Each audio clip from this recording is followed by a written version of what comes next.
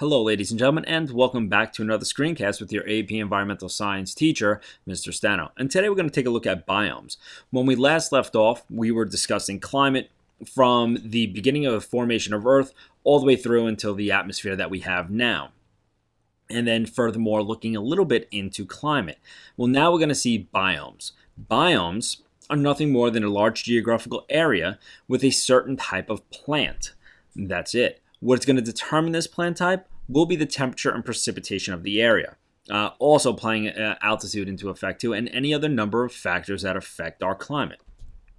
So you can see in this image here that there's some similarities between the plants in this region. One, you can see that there's not much green leaves on them. A lot of definitely, and in case of these right here, you can see these large, this stem-like features right here, with no green leaves, no place to really lose water to. Also, you can tell it looks like a particularly dry climate, so any measures to save and conserve water will be appreciated with these plant types. So we knew that, we kind of figured that it would be a desert biome. We have these plants with thorny stems to protect the water source inside. Also, they may have photosynthesizing stems because the stem itself won't lose water, but a leaf with a lot of stomates on it may lose a lot of water. And also, the root system is going to be very particular to this area. Moving through, so what determines the evolution of biomes? Like I said, it's really going to be looking at the temperature and precipitation of an area. This diagram does an excellent point of illustrating that. Basically, as we get drier, we go from these tropical forests to grasslands to deserts. But as we increase temperature, see how we go from Arctic regions down into these tropicals, that we kind of end up in the same spot of these deserts. So a combination of the dryness or the amount of moisture available in an area and the temperature will affect the biome.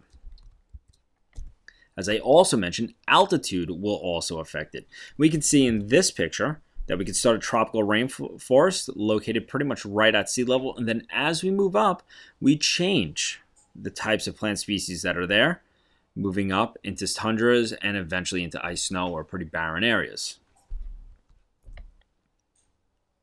So climate is really broken up into two things: precipitation and temperature.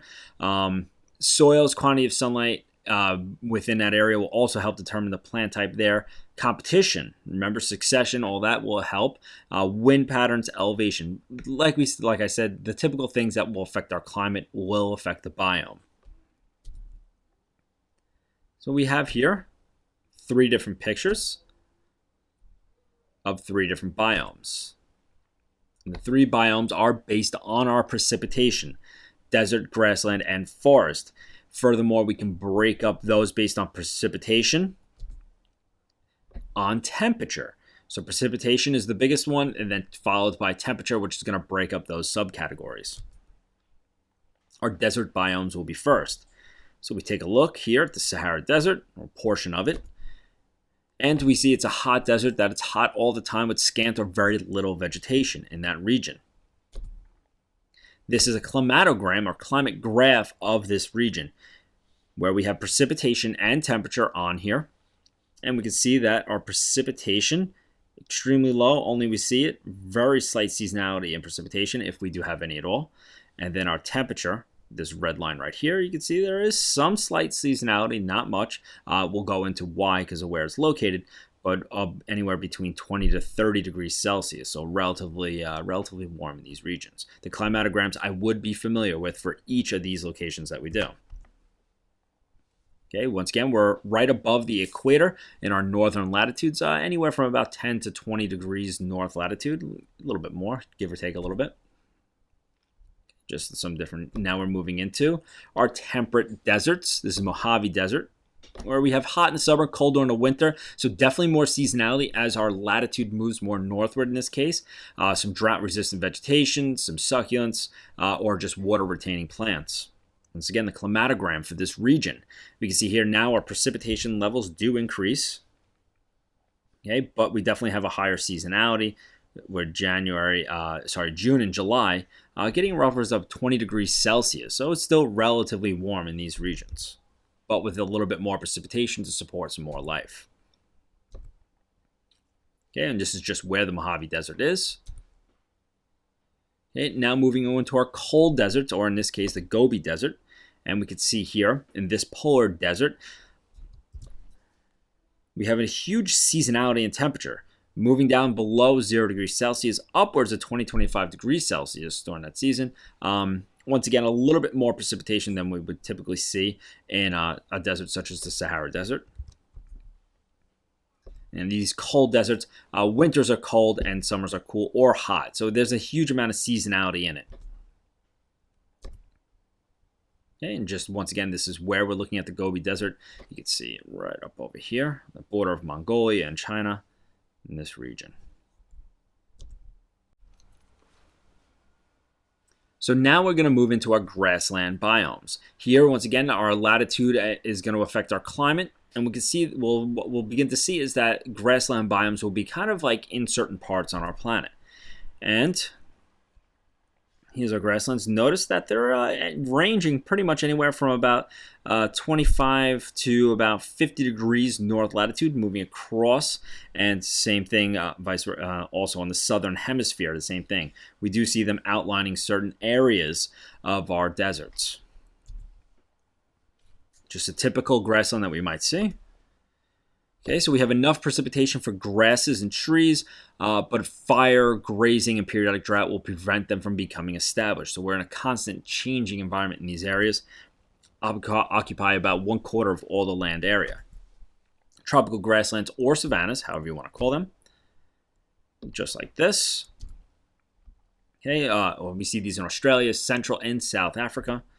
Are warm all year with wet and dry seasons, and we see that in our climatograph. So once again, very little seasonality as far as temperature, but look at our precipitation. Huge amount of seasonality here due to these regional rainstorms that come in, or seasonal rainstorms. Soils are rich in nutrients here because of the high turnover. So whether it be fire or drought, these plants die, they get recycled into the ground. So we see a huge amount of nutrients in them. And this is why out west, especially in the Corn Belt and a number of these different regions, we used to try growing in that. Now it's all supplemented, of course, but those areas are rich in nutrients. Okay, moving over to our temperate grasslands, we have a couple of different types. We have tall grass versus short grass prairies in these regions. Once again, 30 to 40 degrees north and south. And winters are typically cold. Summer's hot and dry. Fire is important in these regions, though. Here's our climatograph here. So once again, a higher seasonality as we move north into those higher latitudes. Some more seasonal rains in this region, too, but a little bit more consistent versus our savannas. And definitely a bigger flux in temperatures. Okay, winds constantly blowing, and this increases evaporation, so they have a tendency to can be a little bit drier. We see the pampas of South America, steppes of Asia, and prairies of North America. And we have a little pictures of each of these. So I'm moving through. So you can see all relatively similar. And in these areas, most grasses are annuals, which die and then add organic material to the soil, increasing those net nutrient value. Okay, moving on to our cold grasslands or polar tundra. This is anywhere from 60 degrees north latitude and above. So notice we keep moving away from the equator with these. Okay, and there's definitely a change in our vegetation. About 10% of Earth's surface are going to be these tundra areas. Bitterly cold, frigid winters, lots of snow and ice. And we can see that here with majority of the year, I would say probably about 7 to 8 months, we are below freezing. So whatever precipitation does fall is going to kind of stick around, but can get relatively warm as it heats up. But really, it's quite cold year round. Okay, vegetation is going to be dwarfed. Vegetation will be dwarfed because there are mosses and lichens. A very small growing season, 6 to 8 weeks when the sun shines, possibly 24 hours a day in some regions, depending how far north you are. But we do deal with permafrost. And now remember, permafrost is just when our ground is frozen for 2 consecutive years during the summer and stays frozen. So we see a very little infiltration. And what happens is any melting then will pool up on that surface and we'll get bogs, ponds, and wetlands to form, which will open up the gateway to a lot of migratory birds. There are also building issues on permafrost, so you have to be particularly careful in these regions. You see the huge crack on the side of this building because it was built on ground that was supposed to be frozen and ended up having a seasonal melt. What we do see in these regions, because relatively cold and that water does not infiltrate in, is decomposition is going to be relatively slow. The soil will be poor in these regions, wet and boggy. Moving more northward into our Alpine Tundra. So now we've moved up in elevation. You can see here mosses, lichens, definitely higher elevation. So you're going to see some organisms, some grazers adapted to these regions, and which we'll talk a little bit about those in class. But that's pretty much it for the grasslands. And now on to our forest biomes. And we're going to be dominated by trees, average temperatures, and moderate to high precipitation depending on our area, usually undisturbed. We have these can be the most biodiverse biomes on our planet, and they're broken up into tropical, temperate, and cold forests. So here we're taking a little stroll through those three different types. And you can see there are definitely some differences between them. Our first one is our tropical forest or tropical broadleaf evergreen forests. You can see here huge amount of vegetation in these areas, these wider leaves to make use of that photosynthesis that we're going to see around the equator, the sunlight coming in. Okay. And it's just a breakup of these different right here. So you can see our tropical rainforest right here. Here, kind of hugging a good amount, a little bit north and south of the equator. So they can overlap a little bit with those desert areas that we see, but mostly around the equator. Warm temperatures and lots of rain means that limiting factors must be something else. Soil nutrients or the pH of the soil is going to be one of the biggest things that affect these regions. Here is our climatograph of this area. So once again, we never reach below the freezing point with our temperature. A huge amount of rain coming in. It's seasonal, but we still have a huge amount of rain. A huge amount of net primary productivity in these areas because the amount of photosynthesis taking place and the amount of sunlight that's coming in covers only 2% of the Earth's surface, though. Okay, on to our temperate deciduous forests, which we can see here, more northern latitude, where we see them kind of hugging these ocean areas, or where ocean circulation patterns will affect climate a little bit more, but definitely more northward. Here, temperate deciduous forest right here. So moderate temperatures we're going to see with our climatogram coming up. That changes with seasons. Long, warm summers and cold but not too severe winters, and we have a lot of precipitation. Here's our climatograph, and you can see here occasionally dipping down or getting close to that freezing point. Definitely depending on where you are, it's going to change a little bit.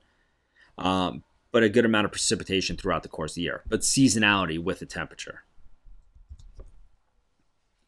Okay, less biodiversity in areas, less structure within the forest too. Remember, we're more northern latitudes, less sunlight coming in or a seasonal amount of sunlight. So we're not going to be able to support what we see at the equator. So example, we have broadleaf deciduous forests, which are going to be mostly oak, hickory, and maple. And then moving into our coniferous forest, taiga or boreal, all share the same name or same biome. And you can see once again more northern latitude. Just the amount of areas it covers are quite impressive, though. So 11% of Earth's land surface. Let's take another view of it. Okay, winters are very long and cold. Sunlight in the winter is 6 to 8 hours. So it's, we're not getting much sunlight here to support the biodiversity that we'd see at the equator. Once again, we're dipping below those freezing points, getting cold, but definitely is still a moderate amount of precipitation. And once again, the climatographs for these are important. Okay, fewer species, less biodiversity. And that's it for our terrestrial biomes. There's a couple we didn't cover, the mountain and chaparrals, but we'll get into those in class. I hope you enjoyed this screencast. Take care. Bye for now.